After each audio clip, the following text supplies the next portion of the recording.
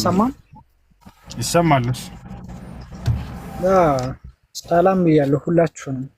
እሺ ሰላም። ባለፈው ላይ መጥቼ ነበረ፣ ተገናኝተን ነበር ከዚህ በፊት ካንተም ጋር እና አንዳንድ ጥያቄዎችን ጠይቄ ተመልሼ እመጣለሁ ብዬ ነበረ።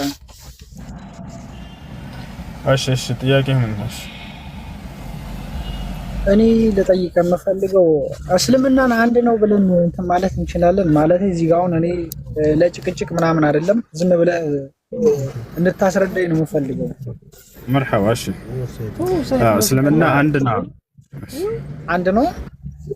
እስልምና አንድ ነው፣ ግን ወደ እስልምና ራሳቸው ለሚጠጉ ግለሰቦች በተለያየ ግንዛቤ ላይ የወጡ አካሎች ሊኖሩ ይችላሉ። ነገር ግን ያ ማለት እንደው መንገዱ ተለያየ ማለት አይደለም። መንገዱ ተለያየ ማለት አይደለም።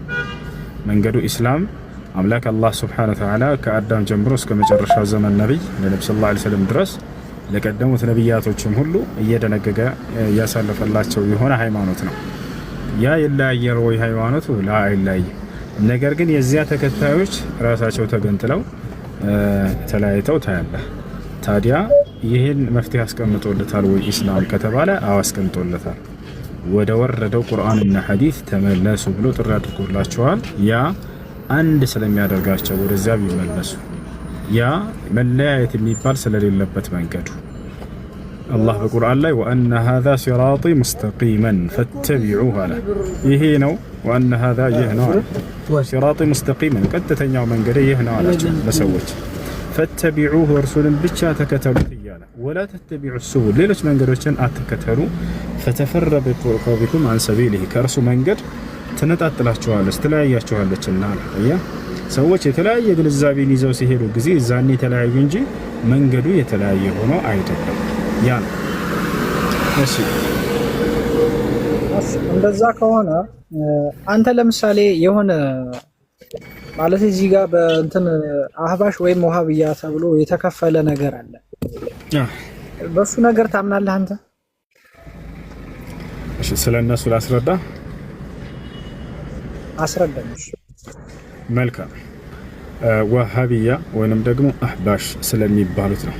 በመጀመሪያ የነብያችን ሰለላሁ ዐለይሂ ወሰለም የነብይነታቸው ማረጋገጫ ነው ይህ ጥያቄ። የአንድ ነብይ የነብይነቱ ማረጋገጫ ትንቢትን ይናገራል፣ ያ ትንቢትም ይፈጸማል። ልክ ነኝ አይደል እረኛው? አዎ አንድ ነብይ ከነብይነቱ ማረጋገጫ ትንቢትን የወደፊትን ይናገራል ነብይ፣ ያ ደግሞ የተናገረው ይፈጸማል። አሁን ነብያችን ሰለላሁ ዐለይሂ ወሰለም ምን አሉ መሰለ ይሄን ትንቢት ሲናገሩ افترقت اليهود على 71 فرقة كلها في النار إلا واحدة وهم موسى وأتباعه وافترقت النصارى على 72 فرقة كلها في النار إلا واحدة وهم عيسى وأتباعه وستفترق أمتي على 73 فرقة كلها في النار إلا واحدة قيل من هم يا رسول الله قال من كان على مثل ما أنا عليه اليوم أصحابي وفي رواية أخرى قال هي الجماعة أي جماعة الذين اجتمعوا على كتاب الله وعلى سنة رسوله صلى الله عليه وسلم وعلى فهم سلف هذه الأمة لأن النبي صلى الله عليه وسلم زكى سلف هذه الأمة حيث قال عليه الصلاة والسلام خير الناس قرني ثم الذين يلونهم ثم الذين يلونهم نبياتنا صلى الله عليه وسلم تنبيتا سيناقروا من المسألة وستفترق أمتي على 73 فرقة ودفت أن يتولدوش ለሰባ ሶስት ይለያያሉ ይከፋፈላሉ አሉ። አየህ እስልምና ይከፋፈላል አይደለም ያሉት በደንብ አስተውል። ኡመቶቼ ነው ያሉት። ገብተዋል። ሰዎቹ ግለሰቦቹ ናቸው። ከዛ ነብያችን ሰለላሁ ዐለይሂ ወሰለም ይሄን የተናገሩ ጊዜ ሲናገሩ ጊዜ አንድ እነዚህ አሁን ዛሬ የምትጠይቃቸው አህባሽ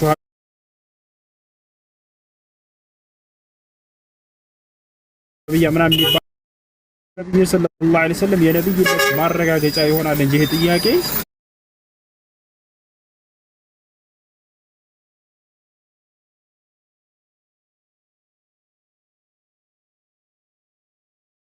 እንገነዘባለን ማለት ነው። አንደኛ ይሄ ነው።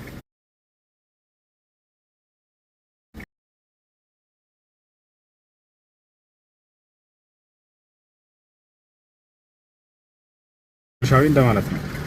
ሀበሻዎች የሀበሻውያኖች እንደማለት ነው። በዚህ የተሰየመበት ምክንያት ይህ አንጃ ለምንድን ነው? መስራቹስ ማን ይባላል ከተባለ መስራቹ ሀበሻዊ ሰው ስለነበር ነው። ወጣችኋል አይደል? ያ ሰው ማን ይባላል? አብደላህ አልሐረሪ ይባላል። ሐረራዊ ሰው ነው። ወጣችኋል? ይህ ሰው በተለያዩ በአረብ ሀገራቶች ላይ ወደ ሱሪያና ወደ ሉብናን ወደ ሌሎች ሀገራቶች በመሄድ አመለካከቱን እዚያ አስተላልፏልና የሱን አመለካከት የተከተሉ ሰዎችን አህባሽ ብለው ይሰይሟቸው ነበር። ወጣችኋል? አንጃ የሚሰየመው ወይ ሰውየው በመሰረተበት በመስራቹ ስም ይሰየማል። ወጣችኋል? አንድ ፍርቃ ወይንም አንጃ የሚመሰረተው በመስራቹ ስም ሊሰየም ይችላል። ለምሳሌ ጀህሚያ የሚባል አንጃ ነበር። ማን ይባላልና ነው መስራቹ? ጀህም ኢብኑ ሶፍዋን ተብሎ ይጠራል። ጀህም ይባላል። ሌላኛው ደግሞ ማን ነው? አልአሽዓሪያ አቡ ሙሳ ማን ነው? አቡ አልሐሰን አልአሽዓሪ ወደሱ ይጠጋ ነበርና፣ ስለዚህ አንደኛው ምሳሌ እሱ ነው። ወደ ምን ይጠጋሉ? ወደ መስራቹ ይጠጋሉ። ሁለተኛ አንድ አንጃ የሚጠጋው ወደ ምንድነው? ወደ አንጃው መሰረቶች፣ ኡሱሎች፣ እምነቶች። ለምሳሌ ከተባለ አልኸዋሪጅ ኸዋሪጅ የሚባል ሰው ኑሮ ነው አይደለም። ዝጋ አለ። ኸዋሪጅ ማለት ግን ምንድነው? ኸዋሪጅ ማለት የእምነታቸው መሰረት ነው። لأنه سموا بالخوارج لأن الخوارج يرون الخروج على ولي الأمر በባለስልጣናቶች ላይ አመጽን ስለሚያምኑ እነዚህ ሰዎች አማጻውያን ኸዋሪጆች ተብለው ይጠራሉ። አያ ልክ እንዲሁ ሙርጂአ ተብለው ይጠራሉ። ልክ እንዲህ። ስለዚህ ይሄ ሰውዬ አንዳንድ ደግሞ ወደ ሀገሪቱ ይጠጋል ማለት ነው። ወጣላ አይደለ?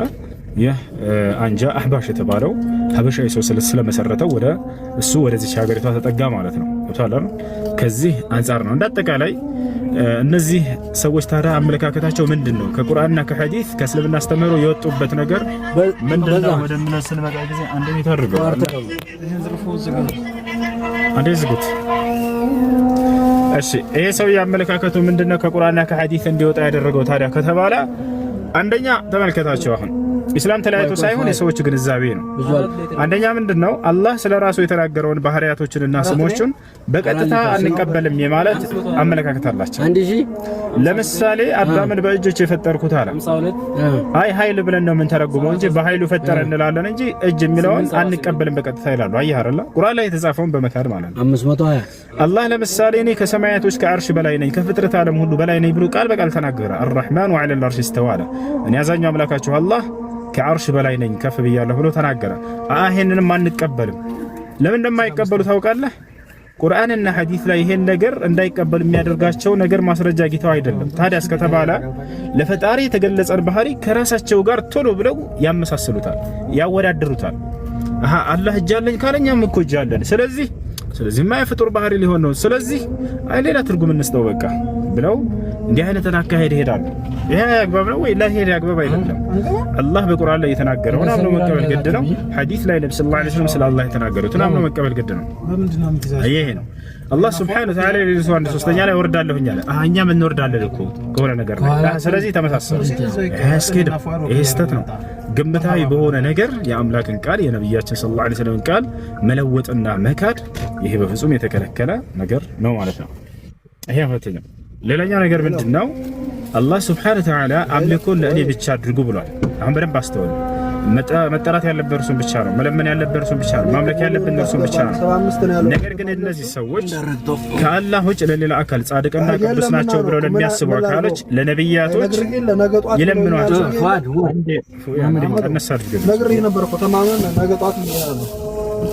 ከአላህ ውጭ ለሌላ አካል ይጣራሉ። ለምሳሌ ነብዩ ሰለላሁ ዐለይሂ ወሰለም አሁን ላይ አርፈዋል፣ ሞተዋል ብለን እናምናለን። እነዚህ ሰዎች ግን እርሳቸውን በመጣራት ያምናሉ። ነብዩ መሐመድን ድረሱልን ባካችሁ ካለንበት ጭንቅ አውጡን ይሏቸዋል። እንዲህ አይነት አመለካከት ቁርአን ጋር በደንብ የሚጋጭ ነው። አየህ አይደል? ይሄንን በማድረጋቸው ነው ወሃቢያ ተብለው የተሰየሙት። ደግሞ እነዚህ አካሎች አሁን የጠቀስኩት አህባሾች ወይንም ደግሞ ሱፊዮች የነዚህ አመለካከት ያላቸው ሰዎች የተቃወሟቸው አካሎች ናቸው። ወሃቢያ የሚባል አንጃ ኑሮ ሳይሆን ወሃቢያ የሚለውን ስያሜ የተሰየመው ደግሞ በማን ነው ከተባለ ሙሐመድ ኢብኑ አብዱል ወሃብ የሚባል ሰው ነበር ሳዑዲ አረቢያ ላይ። ደግና መልካም ሰው ነበር። እነዚህን ከአላህ ውጭ አትጣሩ፣ ነብያትንም ቢሆን አትለምኑ፣ የአላህን ቃል በቀጥታ ተቀበሉ እንጂ አታጣሙ እያለ የተቃወማቸው ደግና መልካም ሰው ተው ይሄንን አያዝም ቁርአን ብሎ ከለከላቸው። ገብቷል።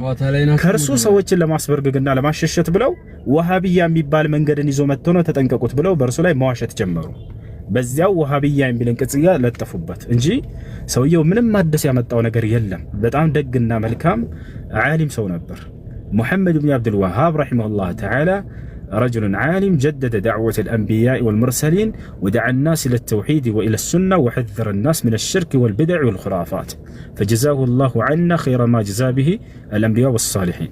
أين هنا አሁን ገብቷል አይደል? ወሃቢያ የሚባል እንጂ አይደለም። አንድ ደግና መልካም የሆነ ጻድቅ ሰው ተነሳና ይሄን ነገር አታድርጉ፣ ከአላህ ውጭ ለሌላ አካል አትጣሩ፣ ነብያትንም ቢሆን ጻድቃኖችንም ቢሆን ቅዱሳንም ቢሆን መልካሞች ናቸው በማለት አትጣሯቸው። መጣራት ያለብን አንዱን አምላክ አላህን ብቻ ነው። እርዳታ ሲያስፈልገን እርሱን ብቻ ነው መርዳታ መጠየቅ ያለብን እያለ ስላስተማረ ነው በእርሱ ላይ የለጠፉበት እና ይሄን ይመስላል። ሀይ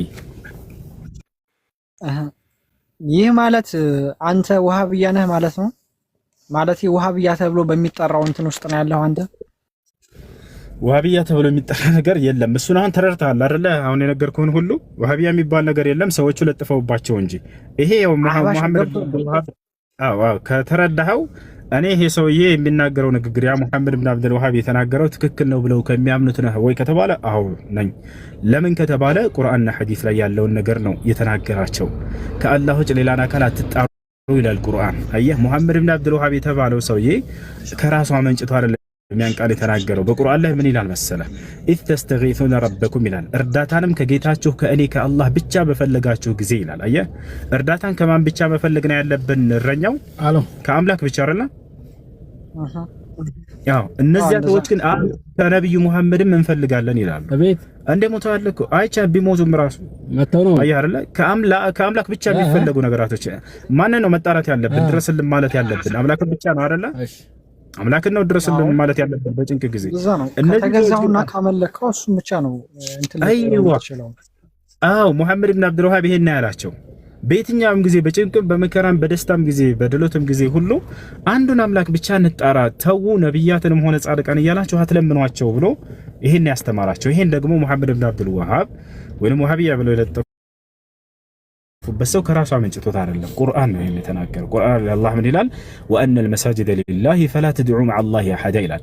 መስጂዶች ቤተ አምልኮዎች ሁሉ ለእኔ ብቻ ናቸው፣ በእነርሱ ውስጥ ከእኔ ውጭ ሌላ ማንንም እንዳትጣሩ እያለ ያዛል። አይ አይደለ?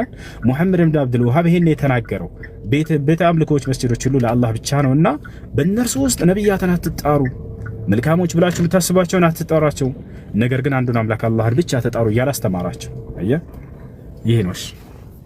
እና አንተ የምትለውን ማለት አንተ ያለህበትን አንተ የምታመልክበትን መንገድ የማይከተሉትን አንተ ሙስሊም ናቸው ብለህ ታስባለህ? ለምሳሌ አህባሽ የሚባሉትን አንተ ሙስሊም ናቸው ማለት ትችላለህ? እኛ ካፊሮች ናቸው ከሃዲዎች ናቸው አንልም እኮ።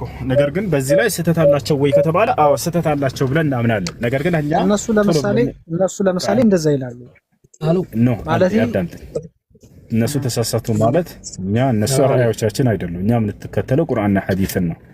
ኢብኑ ተይሚያ የተባለ ታላቅ ዓሊም ነበር። ተጠየቀ አሁን የጠየቀው ጥያቄ አሻዕራዎች ላይ ወይንም የዛሬዎቹ የአህባሾች አባቶች ላይ ረድ ሲያደርግ ነበር፣ ሲመልስባቸው ነበር። الرد على الاشاعره የሚል መጽሐፍ አለው። ሌሎች መጽሐፍቶችን ጽፎባቸዋል። ስህተት ላይ እንዳሉ ገለጸና ከፍረዋ ትላለህ ወይ እነዚህ ታራ ከእስልምና ታስወጣቸዋለህ ሲባል لو كنت مكانهم لكفرت على لاني اعلم منهم يعني بعقائدهم እኔ በእነርሱ ቦታ በሆነ ክድ ነበር፣ ምክንያቱም እምነታቸውን በደንብ አድርጌ ስለማውቅ። ነገር ግን እነርሱ ያለ እውቀት መስሏቸው እውነት ላይ ያሉ መስሏቸው የሳቱ ሰዎች ናቸውና እኔ ከሃዲዎች ናቸው አላቸው። ነገር ግን ወደ ትክክለኛው ጎዳና እጠራቸዋለሁ እያለ ተናገረ። አሁንም እነዚህ ሰዎች እኛ ወደ ትክክለኛ ነብያት ጎዳና እንጠራቸዋለን፣ ዳዕዋ እናደርግላቸዋለን፣ ተውተው እንላቸዋለን። ይሄ ነው አብዛኛው ያለ እውቀት ነውና የሳተው። እኛ በስልምናችን ያለ እውቀት የሳተን ሰው ይሄ ክዷል ብለን ካፊር ነው ብለን እንትን ብይን አንሰጥም። አይ አላህ ይምራቸው እኮ ከሃዲ ለማለት እኮ የእስልምናን መሰረት አለመከተል አይደለም እንዴ? እሱ ማለት የእስልምና የሚለውን አለማድረግ እሱ ከሃዲ ሊያስብል አይችልም?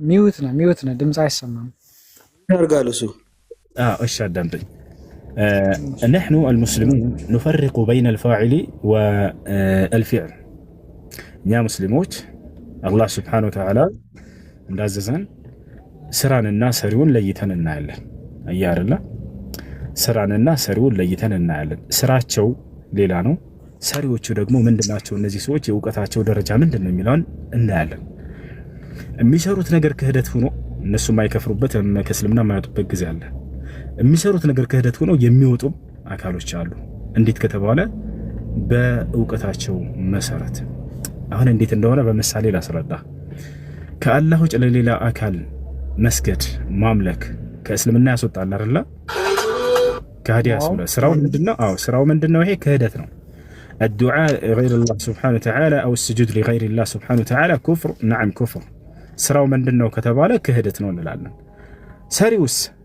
ሰሪው መቼ ነው ከሃዲ ነው የምንለው ይህ እየሰራ ያደረገው ነገር ያለው ነገር ክህደት መሆኑን አውቆና ተረድቶ እየፈጸመው ከሆነ የዛኔ ነው ሳያውቅ እስከሆነ የዛኔ لابد من اقامه الحجه عليه በርሱ ላይ ማስረጃ ልናቆምለት ይገባል ካልደረሰው ይሄ ሰውዬ ለምሳሌ ሙስሊም ነኝ ብሎ ይሰግዳል ይጾማል ግን ነብዩ ሰለላሁ ዐለይሂ ወሰለም መጣራት ትክክል መስሎት እየተጣራ ሊሆን ይችላል ስራው ክህደት ነው ልብ በሉ ከአላህ ውጭ እየተጣራ ስለሆነ ነገር ግን እርሱን ከሃዲ ነው ለማለት ይህ የተወሳሰበተም ወይንም የእውነት መስሎት ያለበትን ነገር ይሄ እኮ ስህተት ላይ ያለው ከአላህ ውጭ ሌላ አካል መጣራት ከአላህ ውጭ ሌላ አካል መስገድ ይሄ ነገር ክህደት ነው ብለን እናስተምራለን ማስረጃው ካልደረሰው እውቀቱ አናሳ የሆነ ሰው ሊሆን ይችላል ይሄን እየሰራ ያለው ስለዚህ የዛኔ ነግረነው አሻፈረኝ ካለ አይ በፍጹም አልሰማቸውም ይሄን ማስረጃ ብታመጡም እናንተን በቃ አልቀበልም ካለ ይሄን ሐቁን አልቀበልም ካለ ቁርአንና ሐዲስን አቅርበንለት የዛኔ ከሃዲ ነው የሚለው ሁክም ፍርድ በሱ ላይ ይሰራል ማለት ነው ይሄን ይመስላል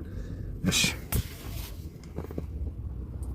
እንደዛ ከሆነ ማለት መጠየቅ እችላለሁ በነፃነት ልጠይቅህ እሺ እንደዛ ከሆነ ቅድም አርሽ ላይ አላህ አርሽ ላይ ነው ብለን እናምናለን ምናምን ስትለይ ነበረ እሱን አረዳድ እኔ በምን መልኩ ነው ልረዳው የምችለው ለምሳሌ አላህ የአርሽ በላይ ነው ወይንስ አላህ ከአርሽ በላይ ነው ወይንስ አላህ አርሽ ላይ ነው ብለህ ነው ተብሎ ነው ያን ነገር መቀበል የሚቻለው አላህ ከአርሽ በላይ ነው ከፍጥረት ዓለሙ ሁሉ በላይ ነው እርሱ ተብሎ ነው የምንረዳው ምክንያቱም ስለ አላህ ስናምን ጊዜ እርሱ በነገረን ልክ ነው አላህ በቁርአን ላይ ሲናገር ምን አለ الرحمن على العرش استوى እኔ ያዛኛው አምላካችሁ አላህ ከአርሽ በላይ ነኝ ብሎ ተናግሯል ይሄን ደግሞ ቀደምት ሊቃውንቶች የሁለተኛው ክፍለ ዘመን ወይንም ደግሞ ታቢዒዎች ብለን የምንጠራቸው ከሰሃቦች በኋላ የመጡት እነርሱ ሲተረጉሙት ምን አሉ على وارتفعሉ ሙጃሂድና አቡ العالية ይባላሉ የአብዱላህ ኢብኑ አባስ ተማሪ ነው ሙጃሂድ አቡ العالية የኢብኑ መስዑድ የሰሃቦች ተማሪዎች ናቸው እነሱ ቡኻሪ አስቀምጦታል እዚያ ላይ ትርጉማቸውን አዕላ ወርተፋዕ ብለው ፈስረውታል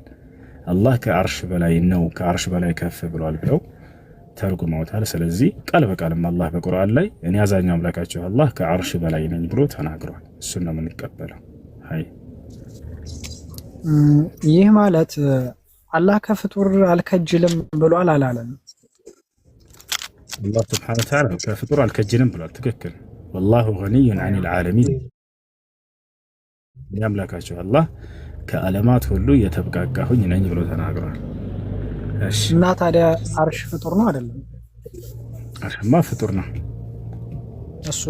እሱ እዛ ላይ ካኖረው ወይም እዛ ጋ ነው አለ ከተባለ ከፍጡር አልከጀለም ማለት ይቻላል መቼ ከእርሱ ላይ ቁጭ ብሏል ብለን እኛ እናምንም እኮ አላህ ከፍጥረት ዓለም ሁሉ በላይ ነው የምንለው እንደውም ሰለፎቻችን ምን ይላሉ በላይ ነው በላይ አላህ ባኢኑ ምን ኸልቂሂ ይላሉ ሰለፎች ያ ማለት አላህ ከፍጥረቱ በጣም የራቀ ነው እኛ በላይ ነው ስንል ጊዜ የሆነ ቁጭ ብሏል ማለት አይደለም ዙፋኑ ላይ ተቀምጧል ሳይሆን ከእርሱ በላይ ነው ማለት ነው ዙፋኑ ላይ መቀመጥ ግን መከጀል ነው ብለህ ታምናለህ አንተ አይ ማለት አርሽ ላይ አለ ወይንም ደግሞ አርሽ እንትኑ ላይ አለ ካልከኝ እኔ እንደዛ ነው አረዳዴ እንደዛ ነው በጣም እንደሱ ከሆነ በጣም ጥሩ ቃል በቃል መጽሐፍ ቅዱስ ላይ እግዚአብሔር በዙፋኑ ላይ ተቀምጧል ይላል ላሳየህ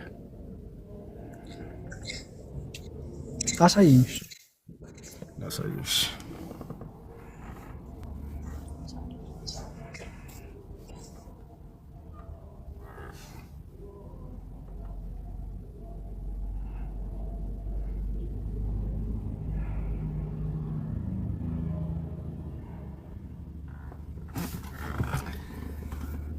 እሺ ያውና እሺ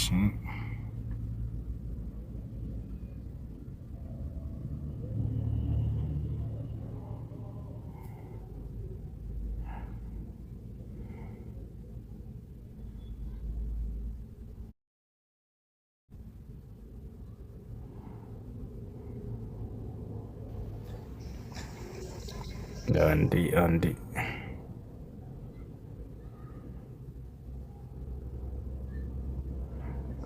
እግዚአብሔር በዙፋኑ ተቀምጦ መጽሐፈ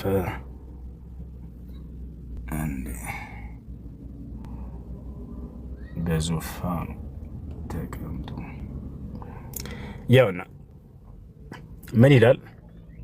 መጽሐፈ ነገሥት ቀዳማዊ ምዕራፍ 22 ቁጥር 19 ሚክያስም አለ እንግዲህ የእግዚአብሔርን ቃል ስማ፣ እግዚአብሔር በዙፋኑ ተቀምጦ የሰማይ ሰራዊት ሁሉ በቀኝና በግራው ቆመው አየሁ ይላል። አየ መጽሐፈ ዜና መዋዕል ምዕራፍ 18 ቁጥር 18 ሚክያስም አለ እንግዲህ የእግዚአብሔርን ቃል ስሙ፣ እግዚአብሔር በዙፋኑ ተቀምጦ። ስለዚህ በዙፋን ላይ መቀመጥ ከፍጥረታት መከጀል ከሆነ እግዚአብሔር ነው በዙፋኑ ተቀምጦ የተባለው። አላህ በቁርአን ላይ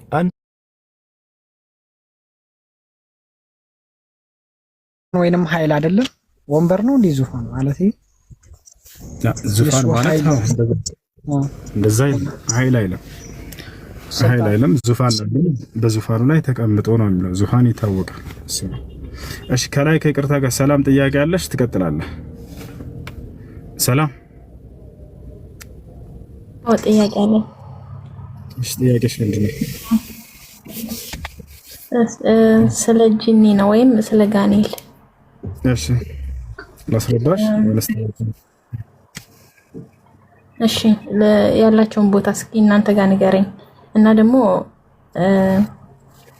ለነብዩ መሐመድ ኢየሱስ ነብይ እንደሆነ የተናገረው ጂኒ ነው የነገረው ወይስ እንዴት ነው? እስኪ ንገረኝ። ወይስ የነሱ ጥሩ አለው ወይ? ይሄን ሁሉ አብራራልኝ። እሺ በጣም ጥሩ ጥያቄ። በደንብ አድርጋችሁ አዳምጡ። አምላክ አላህ ሱብሓነሁ ወተዓላ መላእክቶችን ፈጥሯል፣ ከዛ ጂኖችን ፈጥሯል፣ ከዚያ ሰዎችን ፈጥሯል። እነዚህ ሶስቱም በአፈጣጠር ይለያያሉ። የሁላቸውም አፈጣጠራቸው ምንድን ነው? ከዚያ ቀጥለን ደግሞ ወደ ባህሪያቸው እንመጣለን። ባህሪያቸውም ይለያያል። መላእክቶች ከምንድን ነው የተፈጠሩት? ባጭሩ ከብርሃን። ጂኖች ከምንድን ነው የተፈጠሩት? ከእሳት። ሰው ከምንድን ነው የተፈጠረው? አዳም ከአፈር። ስለዚህ ሶስቱም በአፈጣጠር ይለያያሉ። ማስረጃ ቃል ነብዩ ሰለላሁ ዐለይሂ ወሰለም خلق الله الملائكة من نور وخلق الجنة من مارج من نار وخلق آدم مما وصف لكم أي من التراب ነቢያችን ሰለላሁ ዐለይሂ ወሰለም ምናሉ? አላህ መላእክቶችን ከብርሃን ፈጠራቸው፣ ጅኖችን ከእሳት ፈጠራቸው፣ አዳምን ደግሞ ሰውን ከአፈር ፈጠረዋል። ስለዚህ ሶስቱም በአፈጣጠር ይለያያሉ። ጨረስናል በአፈጣጠር? አዎ። አሁን ወደ ባህሪያቸው እንሂድ። ወደ ባህሪያቸው ስንመጣ ደግሞ መላእክቶች ኃጢአትን የማያደርጉ ጽድቅን ብቻ የሚያደርጉ ናቸው። ጨረስን። ጅንና ሰው ደግሞ እዚህ ጋር ነው። አሁን ጅንና ሰው ደግሞ ነፃ ምርጫ ፈቃድ ተሰጥቷቸው የተፈጠሩ ናቸው። ስለዚህ በዚያ በተሰጣቸው ነፃ ምርጫ ፈቃድ ጽድቅን የሚመርጥም አለ፣ ኃጢአትንም የሚመርጥ አለ። አያችሁ አይደለ? ጽድቅን የሚመርጥ አለ፣ ኃጢአትን የሚመርጥ አለ። ታዲያ ጽድቁንና ኃጢአቱን እንዲመርጡ ዘንድ የሚያሳያቸው መልእክተኛና ነብይ ተልኮላቸዋል ወይ? ለሰዎችም ለጅኖችም? አዎ ተልኳል። ነገር ግን የሚላከው ከሰዎች ነው። እነዚህን ሰዎች ነብያቶች በየዘመናቱ አምላክ አላህ ሱብሓነሁ ወተዓላ ሲያስነሳ እነዚያ ጅኖች እየመጡ የመስማትና የመታዘዝ ግዴታ ተጥሎባቸዋል። አሁን ልዩነታችን ምንድነው? እነሱ ያዩናል፣ እኛ አናያቸውም። ነፃ ምርጫ ግን ለሁለታችንም የተሰጠን። የነብያትን ትምህርት ሰምቶ የሚፈጽም አለ፣ ከነርሱ የሚክድም አለ። ታዲያ አሁን ወደ ዲያብሎስ እንምጣ፣ ወይንም ወደ ኢብሊስ እንምጣ። አዳምና ሔዋንን ወደ አሳታቸው አካል በሰማይ ላይ ሳሉ ማለት ነው። እሱ ስንመጣ ወደ እሱ ጋር ስንመጣ ጊዜ እርሱ ነፃ ምርጫ ፍቃድ ከተሰጣቸው የጅኖች ጭፍራ ነበር። ነገር ግን በተሰጠው ነፃ ምርጫ ፍቃድ ለአምላክ ትእዛዝ አልፈጽምም ብሎ ወደ አመፀኝነት ተቀየረ። ከዚያም በኋላ ሰይጣን የሚለው ስያሜ በእርሱ ላይ ዋለ። አምላክ አላህ ሱብሓነሁ ወተዓላ ይህን በቁርአን ላይ ሲነግረን ወኢዝ ቁልና ሊልመላኢከቲ እስጁዱ ሊአደመ ፈሰጀዱ ኢላ ኢብሊሰ ካነ ሚነል ጂን ያ ዲያብሎስ ከጅን ጭፍሮች ነበረ ወይንም ከጅኖች ጭፍራ ነበረ ከእኔ ከአላህም ትእዛዝ አመፀ ብሎ ጠራ። አያችሁ፣ ሳያምፅ በፊት አማጺ ተብሎ አይጠራም ነበር። ነገር ግን ባመፀ ጊዜ አማጺ ተባለ። ሰይጣን የሚለው ስምም በእርሱ ላይ የዋለው ከዚያ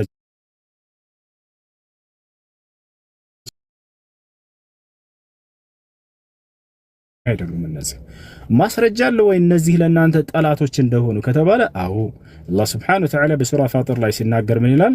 ኢነ ሸይጣነ ለኩም ዐዱወን ፈተኺዙሁ ዐዱዋ ኢነማ የድዑ ሒዝበሁ ሊየኩኑ ሚን አስሓቢ ሰዒር አለ።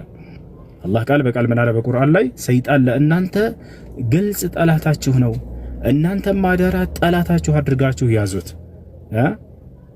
ኢነማ የድዑ ሒዝበሁ ሊየኩኑ ሚን አስሓቢ ሰዒር፣ እርሱ ወገኖችን የሚጠራው የእሳት ጓዶች እንዲሆኑ ነውና እንዳትሰሙት ጠላታችሁ ነው ያለ ይነግርናል። ይህ ነው እና ስለዚህ ከጅኖች ወአና ሚነ ሳሊሑነ ወሚና ዱነ ዛሊክ፣ ከጅኖች መካከል መልካሞች አሉ፣ የአምላክን ትእዛዝ የጠበቀ ልክ እንዲሁ ደግሞ የአምላክን ትእዛዝ ያመፀ አለ። ሰይጣን የሚል ስያሜ በእነርሱ ላይ የዋለባቸው ማለት ነው። ይህን ይመስላል የጅን ጉዳይ በኢስላም። እሺ ሰላም፣ ሌላ ጥያቄ አለ?